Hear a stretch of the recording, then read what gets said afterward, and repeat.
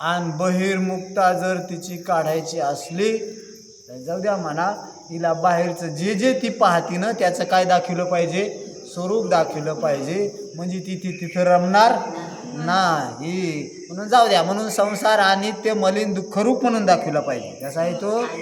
अनित्य आहे, मलिन आहे आणि दुःखरूप आहे. म्हणून ती तवा ती काय करीन, बाहेरून निघल. म्हणून संसाराकडे पाहायचं असलं तर मरणाकून पाहिलं पाहिजे. कशाकून पाहिलं पाहिजे?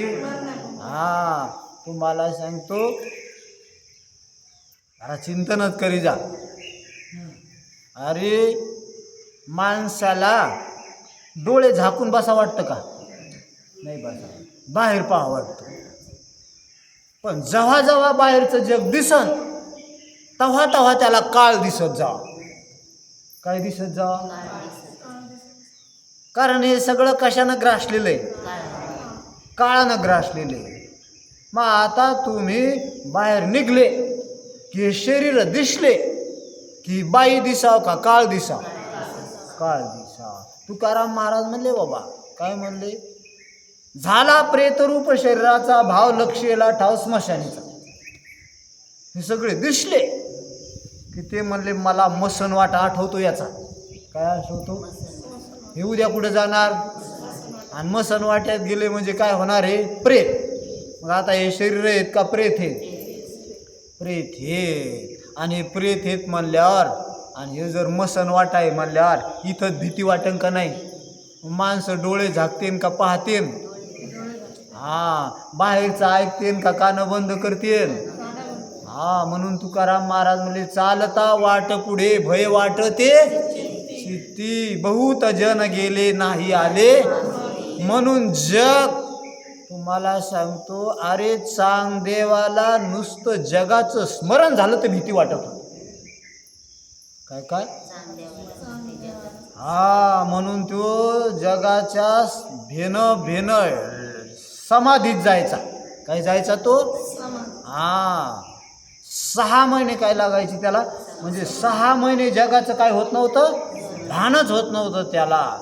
पण जेव्हा का 6 महिन्यानंतर जगाचं भान होत होतं की त्याला काय वाटत होती? भीती वाटत होती की लगेच समाधीत जात होता अभ्यास करून तो. म्हणून बाहेर यायची त्याला काय वाटत होती? भीती. काऊन? त्याला जग नव्हतं दिसत, त्याला काय दिसत होता? काळ दिसत होता. शुकाचार्याला गर्भातून बाहेर यायची काय वाटत होती? भीती वाटत होती.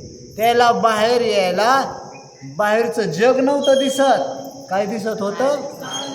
काळ दिसत होता, काळ. म्हणून त्याला काय वाटत होती? आपण नाईलाजानं बाहेर आले तर कापत कापत बाहेर आले. कसे बाहेर आले? भेद. हा, आणि भेद बाहेर आले. नागीच पळून गेले. जनक राजाला शरण गेले, परमात्म्याशी एकरूप झाले, काळाला संपवलं. तेव्हा तिथून पुढे लंगुटी गिंगुटी घातली. मग बंगले तर बांधले नाही, पण तवरक लंगुटी पण घातली नव्हती. एवढे मोठे योगी, त्याला सुद्धा काय वाटली? भीती वाटली. आपल्याला संसार करायची भीती वाटायली का? मज्जा. हा, मज्जा. आणि मग आता वाटायली मज्जा. उद्या काळानं गळची बी दाबली, मग लागला हातपाय खोरायला आणि रडायला. काय व्हायला? हा, त्याला म्हणा आता कुठं गेली तू ही मज्जा, काऊन रडायला आता? म्हणून बाबा हो, बाहेर काय दिसत जाओ? काळ दिसत जा. मग बाहेर जर काळ दिसला तर ती आपोआप अंतर्मुख होईल. काय होईल ती आता? ती म्हणीन बाहेर जाणं नग. आणि मग एकदा का अंतर्मुख झाले की मग ती काय करीन? आतला विचार करीन. म्हणून आपण विचार करतो की आपण बाहेरून विचार न करता ह्या शरीरावरून सुरुवात करतो. कशावरून सुरुवात करतो? कारण आपली अहंता पहिली कुठं आहे? देहावर आहे. म्हणून आपण म्हणतो देहाला बी म्हणायला ना. मग देह काय वस्तू आहे? देह हाडा मासाची मोळी. तुकाराम महाराज पटपट सांगून जाते. काय काय म्हणाले ती? देह हाडा मासाची मोळी. म्हणून कशाची मोळी? हा, कशाचा गठ्ठा? हा, जरा ध्यानात घ्या, जरा मनावर टेकू द्या जा. हा, जसं कपडे कशाचा गठ्ठा? कापसाचा गठ्ठा. हा ते तुमचं गंठल असतं ना गाठलेलं, ही माळ गाठलेलीच आहे ना. काय केलेली आहे मग? कशाची गाठलेली? ही तुळशीच्या मण्याची गाठलेली. हा तसं हे कपडे सुद्धा गाठलेलेच आहेत. दोरे दोरे गाठले ना, म्हणजे कापसाचाच गठ्ठा आहे ना. कशाचा गठ्ठा आहे? हा तसं हे शरीर कशाचा गठ्ठा? हाडामासाचा गठ्ठा. म्हणून शरीराला काय म्हणे आतपासून? त्याला डायरेक्ट दिसलं की हाडमास. पाठीला ना मुकरावून टमुकरावून काय नाही. कोणी आता हे हाडमास. हाडामासाची मुळी म्हणजे अनेक हाडमास एकत्रित केले, त्याची काय बनली ही मुळी. म्हणून शरीर काय? हाडमास. चला एकत्रित गोळा केलेले. हे उद्या आज गोळा केलेले उद्या पांगणार येत काय? उद्या हे जर मेलं, वारस नसलं, रस्त्यावर पडलं तर कुत्रे खातेन याला. काय खातेन? आणि कुत्रे खाल्ल्यावर मग एक पाय इकडं घेऊन जाईन, एक हात तिकडं घेऊन जाईन. हा मुंडकं एक इकडं नेईन, एक कुत्र. मग हाडाची काय होईन? पांगापागी होईन का नाही? मग बरं आहे का नाही पांगल्यावर? मग ते गोळा केलेले हाडं आहेत आता काय ते. लय झोकात राहू नका त्याच्या. म्हणून ते कशाची मुळी? हाडामासाची मुळी. चला हे हाडामासाचं आहे. पण आता सध्या जरा हे हाडामासाचं हे एका ठिकाणी हे पण हे याच्यात श्वास बी चालू आहे म्हणून बरं हे. नाही ते जागच्या जागी सळलं असतं. आता काय झालं असतं? हे जिथल्या तिथं जशाला तसंच सळलं असतं. पण आता काऊन नाही सळलं हे? याच्यातला काय चालू आहे? श्वास चालू आहे. म्हणजे याच्यात श्वास आहेच का नाही? चला म्हणजे आज जायचं आपल्याला. काय जायचं आता? आज जायचं. कारण आतलं महत्वाचं आहे म्हणून आज जायचंय. कसं कसं? अरे हे हाडमास सध्या हे इथं ठेवले तर हे मसन वाट्यात नेऊन जाळले नाही किंवा सळले नाही. कशामुळं? हवेमुळं. मग हे शरीर महत्वाचं का याच्यातला श्वास महत्वाचा?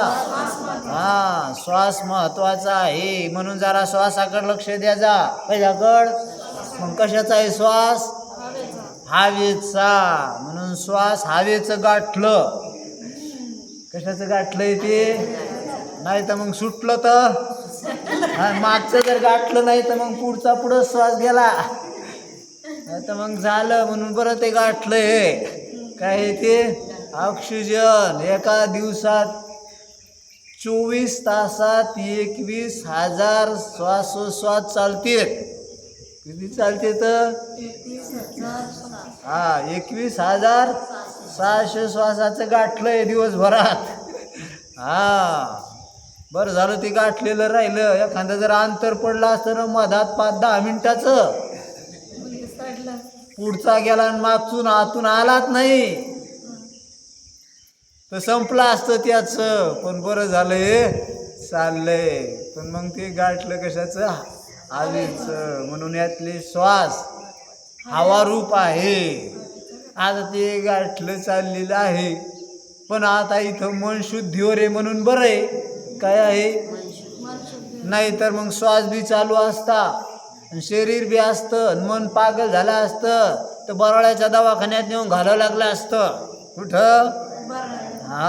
इथं ठुता आलं नसतं. किंवा एखादे माणसं असे आहेत ना, श्वास चालू आहे, शरीर आहे, पण शुद्धीच नाही द्यायला. काय नाही द्यायला? शुद्धीच नसे असे जगतेत. ते म्हणले हे कोमात गेला. कशात गेला? कोमात गेला. ते आमच्या डोक्याच्या आत्या होत्या, ते किती महिने तरी कोमात होत्या. घरीच ऑक्सिजन लावलेला होता, त्याला काही कळत नव्हतं, खायचं नाही. नळी इकून लावलेली होती, अन्न इकूनच आत जात होतं. किती घालायचं ते बाहेरच्यानं ठरवायचं होतं. त्याला काही कळत नव्हतं. कोणी आलं काय गेलं काय, कुठं गेल्या त्या? कोमात. मग श्वास बी चालू आहे आणि शरीर बी आहे, पण काही महत्व आहे का त्याला? नाही. म्हणून मन शुद्धीवर असणं महत्वाचं आहे, कारण त्याचं मन शुद्धीवर नाही. चला म्हणून ह्या श्वासापेक्षा काय महत्वाचं आहे? मन महत्वाचं आहे. तसं मग आता मन आहे, पण मनाला कळतं का आपल्याला कळतं? आपल्याला कळतं.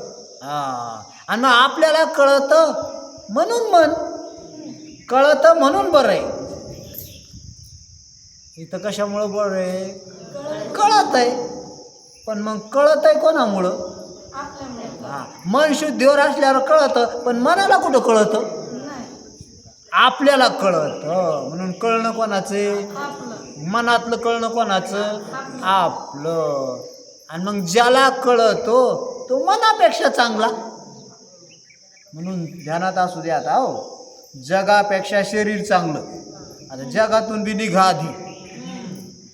म्हणून जगापेक्षा काय चांगलं? शरीर चांगलं.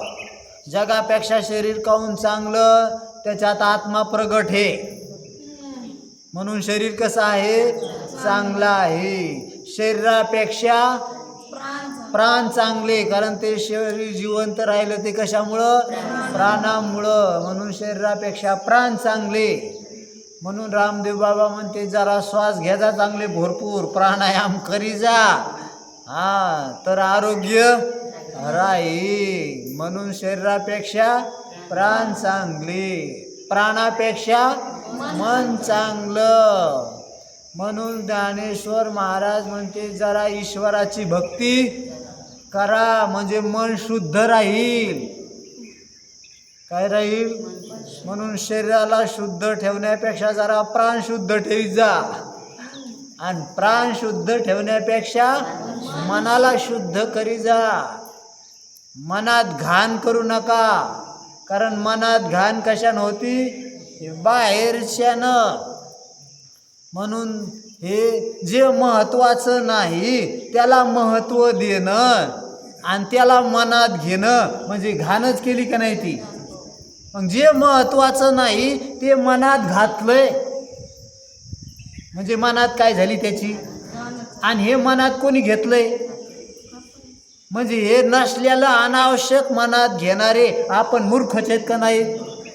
म्हणून काय घे जा? मनात देवाचं ध्यान करी जा. कोणाचं ध्यान करीत जा? म्हणून बायकोचं, पोराचं, पैशाचं, बांगल्याचे ध्यान करी जाऊ नका. ते काढा जरा ध्यानातले. काय करा? आणि कोण घ्या ध्यानात?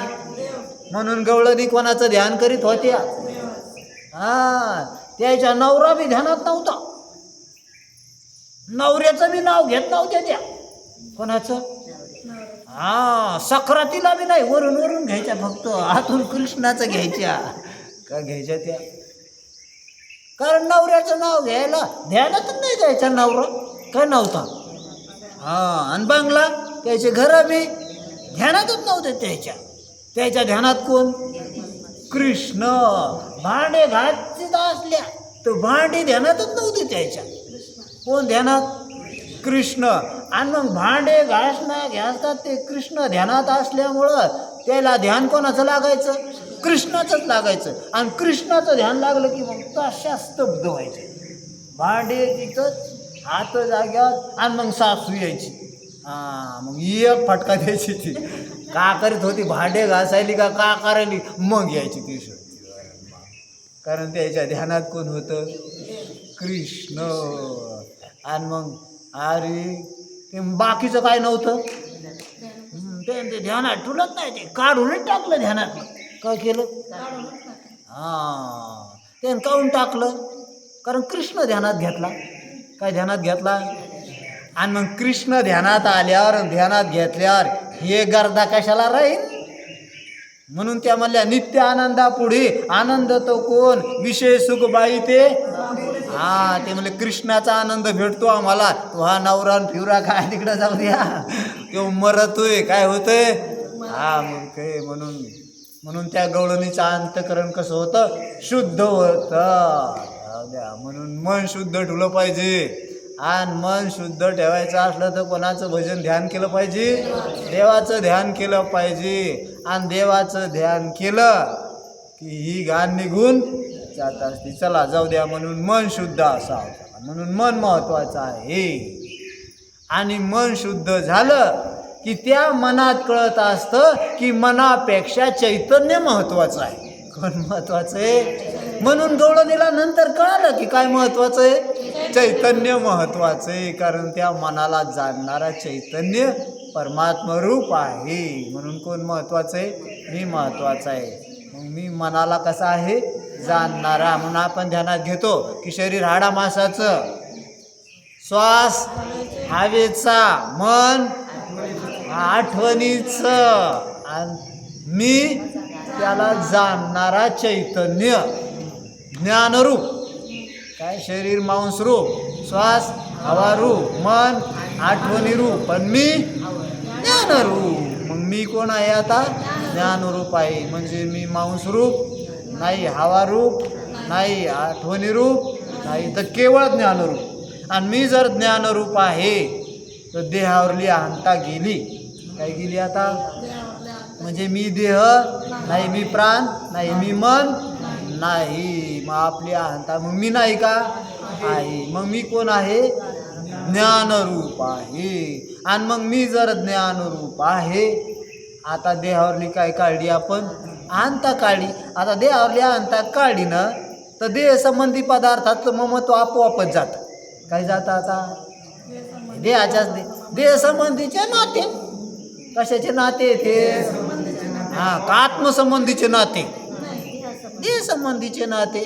माय बाप, देह ज्याच्या पोटी जन्माला ते माय बाप, हे नाते विकून लागले. हे देह संबंधीचे नाते.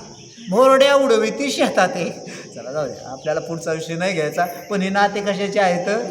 देह संबंधीचे. आणि देहच मी नाही म्हणलं तर देह संबंधी पदार्थ माझे नाहीत. झालं म्हणजे देहाची अहंता गेली, ममत्व गेलं. आता राहिली देह सत्यत्व बुद्धी. काय राहिली आता? देह तर सत्यत्व बुद्धी. तितकंच काम राहिलं आता. पण देह सत्यत्व बुद्धी कशामुळं राहिली होती? या देहाला मी म्हणल्यामुळं आपण देहाहून वेगळे पारमार्थिक येत नव्हतं कळलं आपल्याला. काय नव्हतं कळलं आपल्याला? हा, आपली सत्ता याच्याहून वेगळी असं नव्हतं ना कळलं आपल्याला. कारण आपण देहाशी तादात्म्य केल्यामुळं देह जसा व्यावहारिक, देह मी म्हणल्यावर आपण बी कोण? व्यावहारिक. म्हणजे दोनच सत्ता माहिती आहेत आपल्याला, एक प्रातिभाषिक आणि एक व्यावहारिक. मग ह्या शरीराचं जे प्रतिबिंब आहे ते कसं आहे? प्रातिभाषिक आहे. आणि शरीर कसं आहे? व्यावहारिक आहे. आणि मी कोण आहे? शरीर आहे. मग मी शरीर म्हणल्यावर मी कोण? व्यावहारिक. आणि प्रतिबिंब प्रातिभाषिक. पारमार्थिकाचा पत्ताच नाही. हे निवडले नव्हते ना. काय नव्हते? आता काय केले आपण? निवडले. आता हे व्यावहारिक आणि प्रातिभाषिक पहिलंच निवडलेले. जे भासून दिसतं ते प्रातिभाषिक, आणि जे जन्मून दिसतं ते व्यावहारिक. झालं. मग आता काय केलं आपण? आता हे जन्मलंय ना, हे व्यावहारिक आहे ना. मग ह्या व्यावहारिकाहून आपण कसे येतं? वेगळे येतं. मग आपण शरीराहून वेगळे, प्राणाहून वेगळे, मनाहून वेगळे. मग हे जन्मलेलं ना, आपण न जन्मलेले. मग आता तीन झाले. मग आता आपण व्यावहारिक नाही, जन्मलेले नाहीत, बदलणारे नाहीत, आणि मरणारे नाहीत, म्हणजे व्यावहारिक नाही. काय नाहीत आता? हां, बघा तुम्ही. हां, अरे जे जन्मलेलं असतं, मरणारं असतं, बदलणारं असतं, त्याला म्हणावं व्यावहारिक. हां, आणि जे नुसतं भासलेलं असतं त्याला म्हणावं प्रातिभाषिक. आता आपण भासलेले बी नाहीत, जन्मणारे, मरणारे, बदलणारे बी नाहीत, म्हणजे व्यावहारिक बी नाही.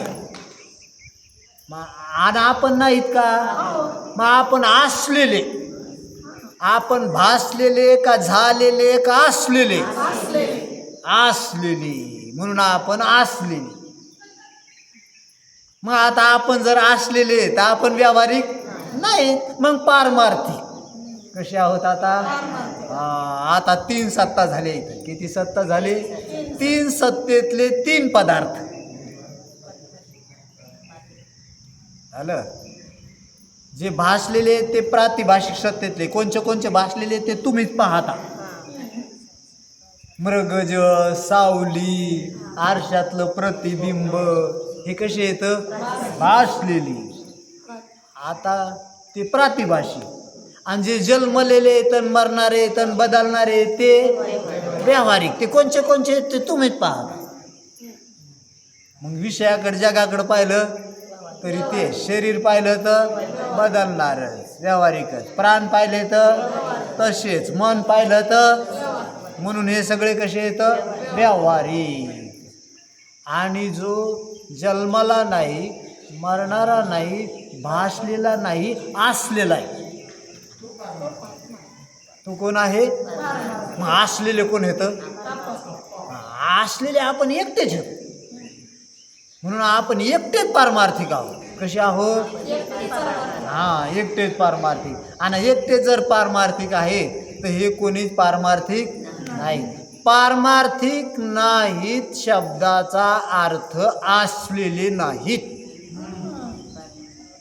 ध्यानात असू द्या. हां, चल जाऊ. बोल नको, चल नंतर बोल. काय म्हणलो आपण आता? पारमार्थिक कशाला म्हणावं? जो असलेला आहे त्याला पारमार्थिक. मग आपण असलेले ना, म्हणून पारमार्थिक आहोत. चालेल. आता हे शरीर असलेलं का झालेलं? झालेलं. झालेलं, ठीक, हो दे झाले. आणि प्रतिबिंब असलेलं का झालेलं का भासलेलं? भासलेलं. मग भासलेलं आहे ते असलेलं नाही. काय नाही? असलेलं नाही. आणि झालेलं आहे ते झालेलं आहे, असलेलं नाही. काय काय आता? झालेलं आहे ना, मग झालेलं तर झालेलं होऊ द्या, पण असलेलं नाही. काय नाही? आणि मग असलेलं नाही म्हणजे नाही, असायला नाही ना. ते झालं नाही का? झालं, पण असलेलं नाही. आणि असलेलं नाही म्हणजे, आणि मग नसलेलं म्हणल्यावर झालं कुठं? काय जरा चला, त्याच्यामुळं आपण निवांत कार्यक्रम ठेवला आहे, गर्दा नाही ठेवला. जरा वेळ बी लागला तर चालत तू, कारण गडबड करणार. कारण ते बाकीचे लोक कसे असते घड्याकडे पाहते किती वाजले काय वाजले. चला मग काय चाललं आपलं? आपल्याला वरमध्ये आणायला घ्यायचं, पटपट पुढे जाऊन काय करतात बाबा. हो, आपण जरा कसं येतो, निरखित येतो, जरा टप्प्याटप्प्याने येतो. तिकडून आपल्याकडे येतो. एकदा आपल्याकडे आलो आपण, हां, आपल्याकडे आलो की मग याला कसं उडवायचं ते पाहतो आपण. आता आपण आलो आता इकडून प्रतिबिंबाकडून ते भासलेलं शरीर झालेलं, आणि आपण असले. आता आपण असलेलं, आपण आपल्या अस्तित्वावर आलो. आता आपण असलेले. आता प्रतिबिंब असलेलं का भासलेलं? भासलेलं म्हणून नाही. ते झालेलं बी नाही, असलेलं बी नाही, भासलेलं. आता हे शरीर झालेलं असू द्या, भासलेलं नाही म्हणायचं ते, कारण ते तिकडेच गेली त्याची सत्ता. आता पण हे काय झालेले? झालेलं आहे तर झालेलं आहे, होऊ द्या. पण हे असलेलं का नसलेलं? नसलेलं, कारण याला अस्तित्व असतं नाही ने, नसलेलं झालं. मग हे नसलेलं झालेलं पण नसलेलं.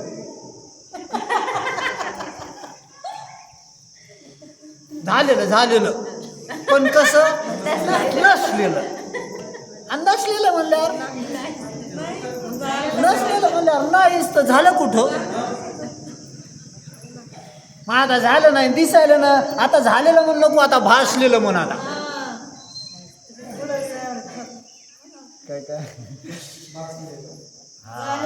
झालेलं नाही, अनुभवाला तर आता भासलेलं म्हण. झालेलं नाही, मग प्रतिबिंब बी भासलेलं आणि शरीर बी भासलेलं, झालेलं गेलेलं उडालं. आता म्हणून व्यावहारिक सत्ता उडाली. आता काय उडाली? आता हां, आता दोनच सत्ता राहिल्या, प्रातिभाषिक आणि पारमार्थिक. मग प्रतिबिंबाची प्रातिभाषिक सत्ता, शरीराची, मनाची, जगाची, हा हे सगळं प्रातिभाषिक आणि आपण पारमार्थिक. आणि प्रातिभाषिक नुसतं दिसायला असतं हे तुम्हाला पहिलंच माहिती आहे. म्हणून आता झालेलं म्हणायचं नाही. म्हणून दुःख अनुभवाला आलं तर झालेलं म्हणायचं नाही. वासना अनुभवाला आल्या तर झालेल्या म्हणायच्या नाही. शरीर अनुभवाला आलं तर झालेलं म्हणायचं नाही. म्हातारं झालेलं अनुभवाला आलं तर झालेलं म्हणायचं नाही. जागृती अनुभवाला आली तर झालेली म्हणायची नाही. मग कशी येते? म्हणून भासलेलं म्हणल्यावर आता हिला जागृती म्हणायचं नाही, स्वप्न म्हणायचं. काय म्हणायचं आता हिला? म्हणून ज्ञानाला दोनच अवस्था असतात.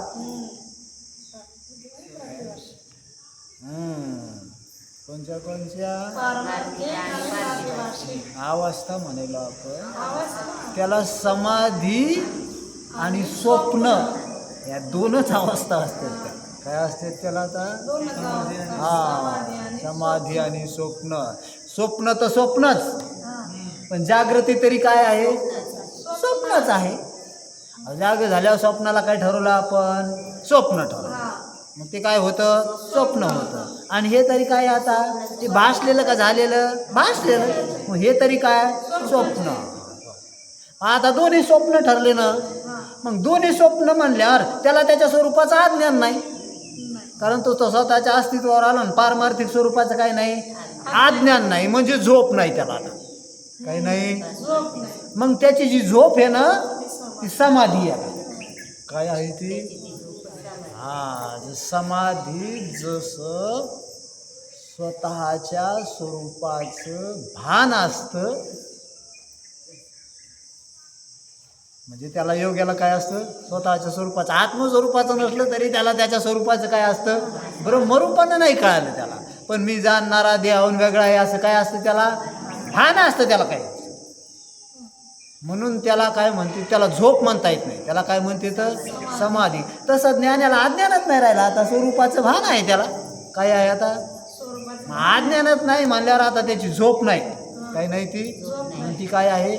समाधी आहे. म्हणून ज्ञानाला दोनच अवस्था असतात. ज्यावेळेस जगाचं भान नसतं त्यावेळेस त्याची समाधी असते. समाधी अवस्था आहे.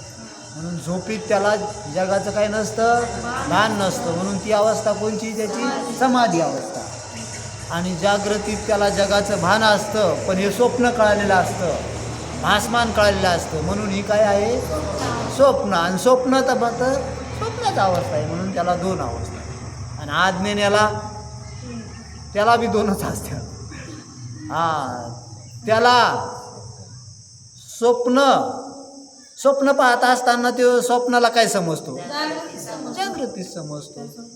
आणि जागा आल्यावर हिला काय समजतो? म्हणजे तेव्हा बी जागृती, आता बी जागृती. आणि समाधीत बी त्याला स्वतःच्या स्वरूपाचं अज्ञान असतं. म्हणून ती तरी काय त्याची? सुषुप्तीचे. सुषुप्ती तर सुषुप्तीच, त्यात अज्ञान आहेच. पण समाधीत सुद्धा त्याला स्वतःच्या स्वरूपाचं काय आहे? अज्ञान असतं. आत्मदृष्टीनं ब्रह्मदृष्टीनं नाही. आत्मा ब्रह्मरूपानं नाही कळाला त्याला, म्हणजे काय आहे? त्याला अज्ञान आहेच. म्हणून अज्ञानाची समाधी बी झोपच, आणि अज्ञानाचं स्वप्न बी जागृतीच. म्हणजे त्या म्हणून त्याला दोन अवस्था आहे. म्हणून त्याला काय आहे?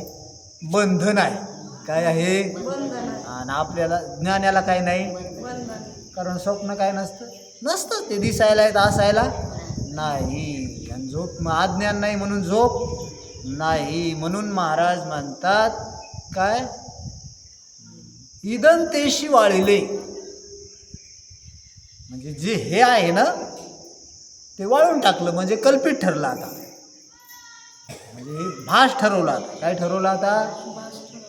मीपणे डहारले. म्हणजे माझाच भास आहे. कोणाचा भास आहे तो? हां, म्हणजे मी खरा आहे, माझा हे काय आहे? भास आहे.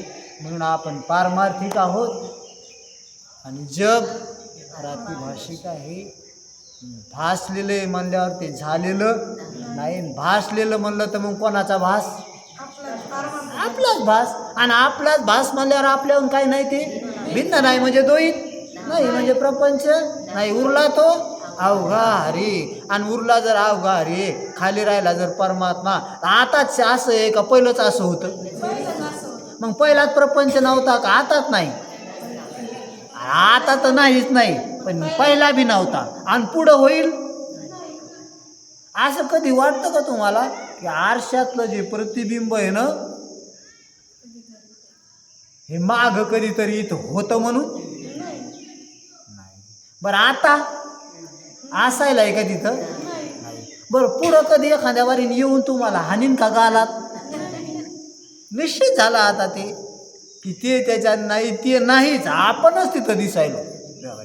तसं आहे, आपलाच काय आहे? भास आहे. म्हणून हे मागं बी नव्हतं, पुढेही नाही, आता बी नाही, त्याची सरली एरझार.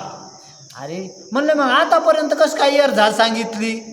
भ्रांती होती ती. काय होती तशी? हां, मग आता एरझार गेली का भ्रांती गेली? पण असं समजू नका आता एरझार गेली, जन्म मरणातून पार पडू म्हणून अजून अज्ञान आहेत. मग लोक म्हणते कसे पार पडले, तर मग कसे सांगतात? म्हणून जन्ममरण पहिलंच नव्हतं बाबा. जन्ममरणाची काय होती? भ्रांती होती. द्वैत पहिलंच नव्हतं, द्वैताची भ्रांती होती. ती आता ती भ्रांती कशामुळे होती? आपलं पारमार्थिक स्वरूप न कळाल्यामुळं अशी काय झाली? ती भ्रांती झाली. ती आता आपलं पारमार्थिक स्वरूप आपल्याला कळालं म्हणून काय गेली? भ्रांती गेली. असं मनुष्य देहात लक्षात घेता येतं. म्हणून महाराज म्हणतात, येण्याची शरीरे शरीरा येण्याची सरे, किंबहुना एरझारी चिरापडी पुंडली कवरदारी विठ्ठल श्री ज्ञानदेव तुकाराम. विठ्ठल विठ्ठल विठ्ठल.